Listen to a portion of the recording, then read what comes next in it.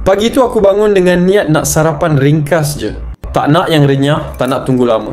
Dengan automatic egg cooker ni terus boleh buat dua jenis kebiasaannya. Telur setengah masak dan telur rebus. Mula-mula aku buka kotak. Dalam tu lengkap dengan badan mesin, penutup lut sinar, bekas kukus keluli tahan karat, bekas pengukus, dan paling penting kabel 3 pin siap dengan manual penggunaan. Sebelum guna kena baca manual dulu.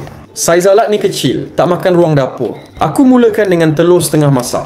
Susun 2 biji telur atas tempatnya. Masuk air ikut sukatan. Kemudian aku set pada L1. Tekan butang dan terus berjalan. Tak perlu jaga lama-lama, aku cuma tengok gitu-gitu je.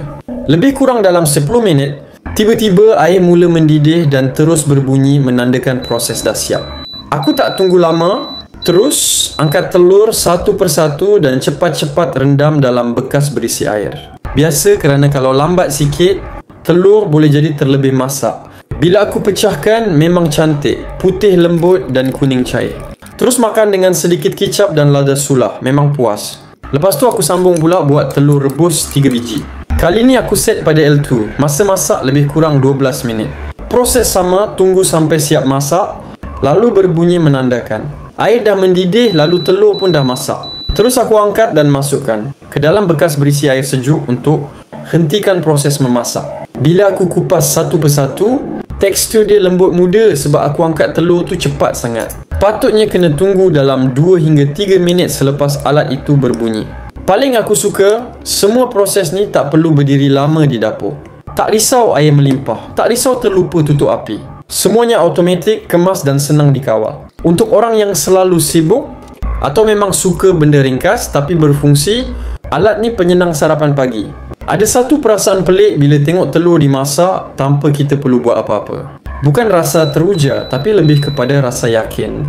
Macam tahu benda tu akan jadi elok walaupun kita tak pantau. Bunyi air mendidih tu datang perlahan, bukan bising. Seolah-olah bagi isyarat proses sedang berjalan sendiri. Waktu tu aku sedar, benda kecil macam ni boleh ubah rutin pagi jadi lebih tenang, tak kelam kabut dan tak buat kepala serabut walaupun baru bangun tidur. Bila telur diangkat, rasa puas tu datang tanpa sedar. Bukan sebab sedap semata, tapi sebab semuanya jadi mudah tanpa perlu fikir banyak. Ada rasa puas yang sukar dijelaskan bila semuanya jadi tepat tanpa perlu dikawal, seolah-olah dapur tu faham rutin sendiri. Walaupun nampak ringkas, fungsi dia bukan setakat telur rebus je. Boleh juga guna untuk kukus makanan kecil, panaskan makanan ringan ataupun sediakan sarapan ringkas tanpa perlu dapur besar. Sesuai sangat untuk rumah bujang, keluarga kecil atau yang tinggal di bilik sewa.